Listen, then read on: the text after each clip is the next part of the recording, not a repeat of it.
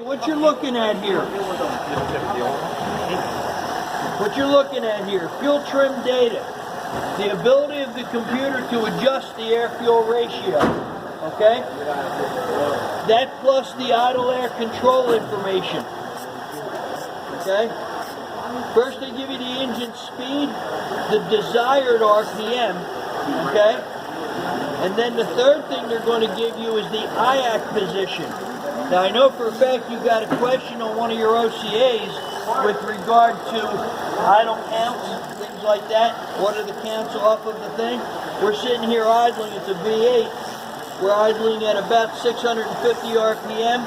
This thing is sitting at 44 counts. That means that it is basically walking that stepper motor out, the one that we talked about at on the last slide that we looked at. It's walking that stepper motor out 44 positions to allow air to bypass the throttle plate. Okay? Gives me my coolant temperature, my intake air temperature, map sensor, whatever, engine load. I'm going to get down into the O2 sensor. Throttle position sensor, loop status is closed. Ignition spark, short-term fuel trim bank 1 and bank 2. Okay, now what I'm going to start to do, I'm going to start to add fuel to this thing. I'm going to dump a little bit of extra fuel in there that the computer doesn't know about. And what you're going to see is this fuel trim. Right now it's positive, should go, all things working properly. What else did I can I hit? Never mind, I'll use this one.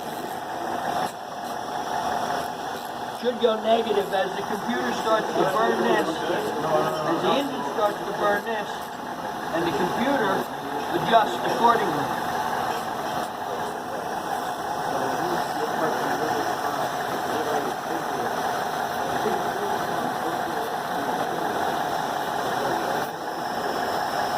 What's happening to your counts? 150, 140. 130. 139. Okay, but look at the fuel trim. Right now it's up around 10, 12% or whatever. As soon as I start adding the fuel, it starts dropping.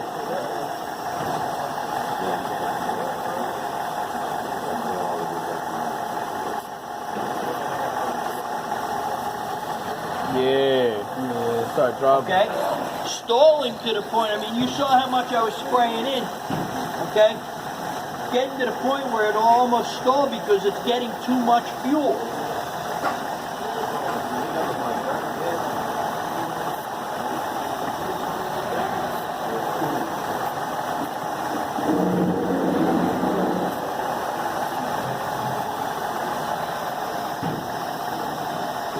We're down in negative numbers. Okay? Now it will come back. Okay? But that's how fast this thing is going to recognize that we're getting extra fuel and adjust the air-fuel ratio accordingly. Okay?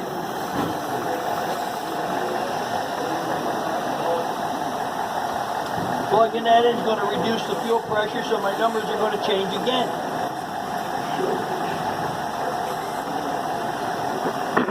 Okay? Like I said earlier, the computers that they have in these things, they don't look like much, but the computing ability is there. They take the information, they process it very, very quickly, and they make adjustments that fast. Okay? Now you were watching the fuel trim there.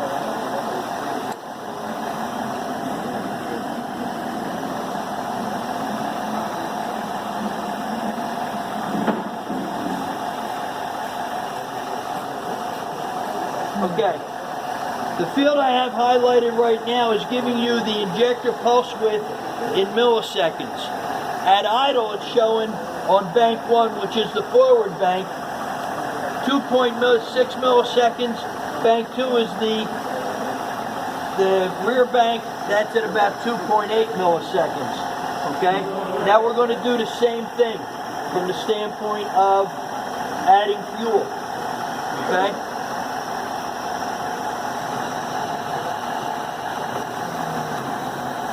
Okay, with a little bit of extra air,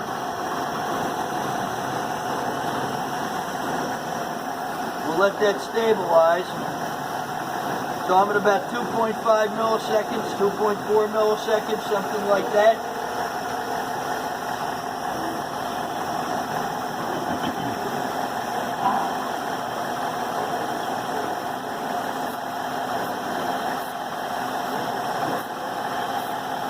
What's happening to my on time? It's dropping. Going down. It's going down. 1.8. 2.0. It went to like 3 for a second. Okay? But you can see how fast it changes. You can see how fast it changes.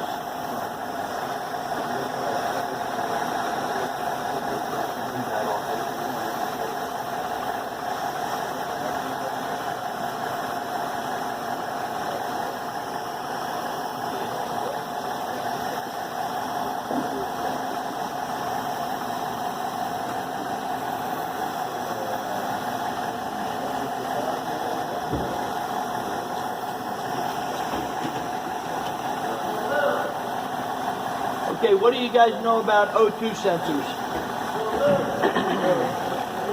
They can be a single wire sensor. We know that. Okay, from a voltage standpoint, It should be read 1 volt. It should be between 5 and 1. Or Okay, real Zero, quick, one. and we'll go over this in depth in a little bit.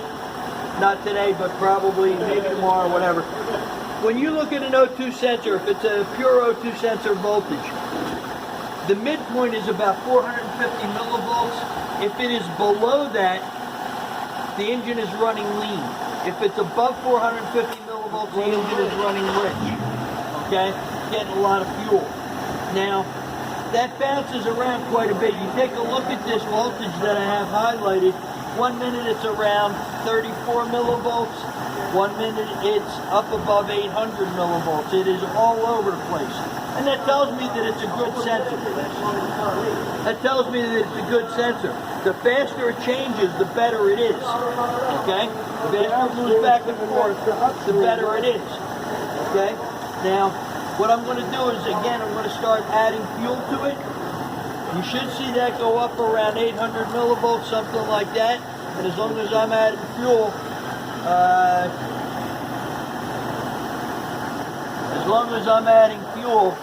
it should stay up there. Now, let's see what we can do with that.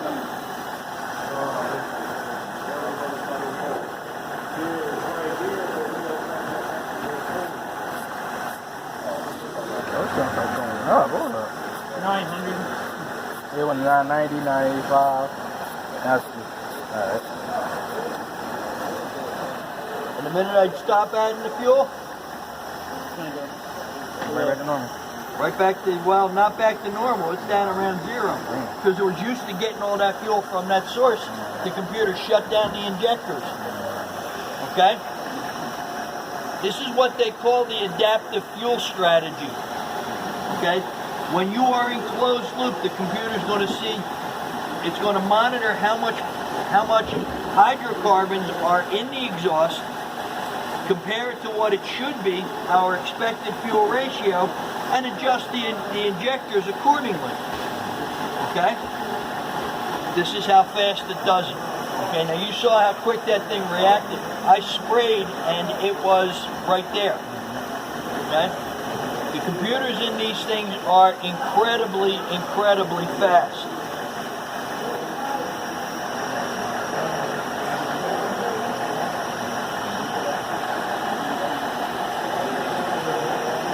This is what happens every millisecond as you're going down the street, literally.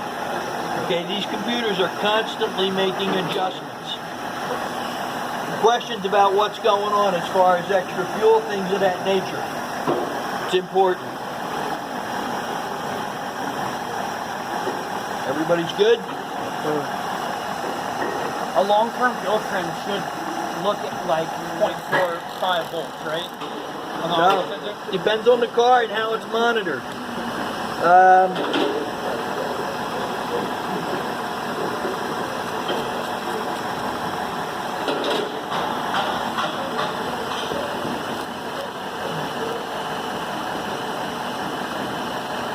Here's your long-term fuel trim. On this car, it's going to give it to me for each bank, okay? And it's going to give it to me in percentages and in counts. Now, I'll get a slide up on the board tomorrow that will show you the difference. But basically, again, if it's positive, it's adding fuel. If it's negative, it's subtracting fuel. As far as the percentage is concerned, as far as the counts are concerned, the midpoint is 128. Okay? Everything is based on a binary code. You know, all that garbage that you see in movies and TV shows, computers only know one thing, and that's ones and zeros, true, false, binary code, on, off. Okay? Every byte of information has 8 bits. Okay, 8 individual bits to 1 byte of information. When we talk about terabytes of information, we're talking about each byte has 8 pieces of information. Because each piece of information can be a 1 or a 0, I essentially have 2 to the 8th power, which is 256. And that's what you're looking at with regard to counts. 128 is the middle point. So if it's above 128, it's running rich. If it's below 128, it's lean. Now here we're talking about a trim, so we're talking about an adjustment. If the number is above 128, we're adding fuel. If it's below 128, we're subtracting fuel. That simple. Okay? Sometimes they'll give it to you in percentages. Sometimes they'll give it to you in counts. Sometimes they'll give you, 0 to 20 as a number. Totally depends on who wrote the software, what scan tool you're looking at, how much information they're going to give you. You actually have a better shot than most people. The amount of information, if you got a Volkswagen scan tool, the amount of information you can get off of Volkswagen, it's incredible. They give you the scientific delta angles for change when they're talking about firing, the spark timing on individual cylinders. It's crazy how much info they give you. Most of it's really hilarious. Most of the manufacturers will limit how much information you have. I showed you the pulse width a couple of minutes ago. Okay? They gave you the average pulse width for bank 1, and they gave you the average pulse width for bank 2. They did not give you individual cylinders. Okay? Now the reason for that, first off, they don't think that's going to help you fix a car. If you know the overall strategy, you know what the computer's doing. Okay? So the individual cylinders, they don't think that's going to help you fix a car. More importantly, as far as they're concerned, we talked about it when I was with General Motors. General Motors is a firm believer in the fact that they've got a little over 100,000, I shouldn't say right now. 2 years ago, they had over 100,000 mechanics in the continental United States. Okay? Every time they add one field of data to one of these, to the fuel trim or to the engine data display, they put in one field of data, they got to hire 2 people to answer the phone. Because they got that many techs around the country that are going to look at it. Hey, what am I using this for? How can I use this? How can I, what's that there for? Volkswagen just puts it out there, but you can't call them up and ask them what it's for. How do I translate it? Okay? General Motors and some of the other manufacturers, they have a technical assistance hotline that not only will they help you fix the car, but they're going to tell you flat out, oh yeah, we use that for this and whatever. Okay?